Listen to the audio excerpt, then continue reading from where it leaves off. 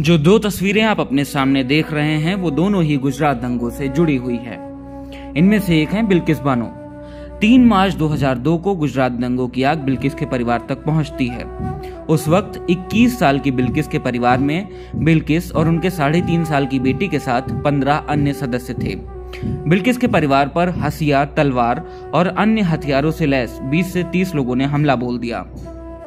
दंगाइयों ने बिल्किस, उनकी मां और परिवार की तीन अन्य महिलाओं के साथ दुष्कर्म किया। उन सभी को बेरहमी से पीटा। बिल्किस की 3.5 साल की बेटी को भी जान से मार दिया गया।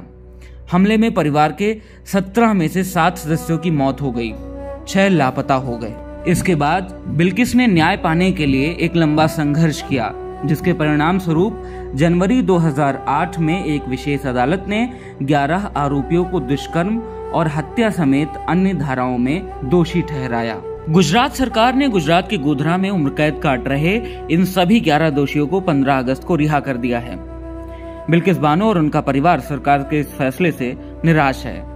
अब जमीनी हकीकत ये है कि गुनहगार आजाद हैं और पीड़ित डर कर रहने को मजबूर। जो दूसरी तस्वीर आप देख रहे हैं वह इन्हीं 11 लोगों में से एक राधेश्याम शाह की है। ये एक विषम परिस्थिति तो है जब एक परिवार दोबारा न्याय के लिए संघर्ष कर रहा है और जो गुनहगार हैं वो दोबारा जेल से छूट के बाहर आ गए हैं। जी हाँ, मैं बात कर रहा हूँ बिल्किस बानो केस की। हम लोग अब चैन सुकून से रहने की शुरुआत कर रहे थे और उसके बाद ये जो हादसा अभी जो हुआ है, इतना बड़े हादसे के अंदर 11 आरोपी को दोषी करार कर दिया, छोड़ दिया, तो हमको बहुत डर और दुख, बहुत शॉट लगा है गुजरात कि जब भी कुछ अच्छा होता है तब सुगुन के उसमें मुंह मीठा किया जाता है और स्वागत किया जाता है। जब कोई धार्मिक यात्रा पे जाता है और वापस घर पे आते हैं, या तो कोई फॉरेन में जाता है और वापस आता है, तब भी घर वाले उनका स्वागत इसी प्रकार से करते हैं। ये एक बहुत ही नॉर्मल चीज़ थी और हमारी संस्कृति के तहत हुई थी। दूसरी बात कि जब 15 अगस्त को ये बात हुई तो 15 अगस्त को जेल में जो कैदी रहते हैं उनको जेल प्रशासन भी मिठाई बांटता है, ये प्रोविज़न है। और इस तरह से बिल्कुल नॉर्मल हिसाब से हुई थी, उसमें कोई वो ज़्यादा वो नहीं था।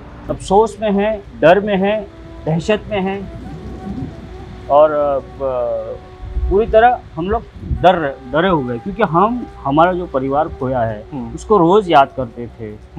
उसको रोज़ याद करने के बाद हम उनके लिए दुआ करते थे। हमारी 3 साल की जो बेटी मार डाली उसके भी लिए हम दुआएं करते थे।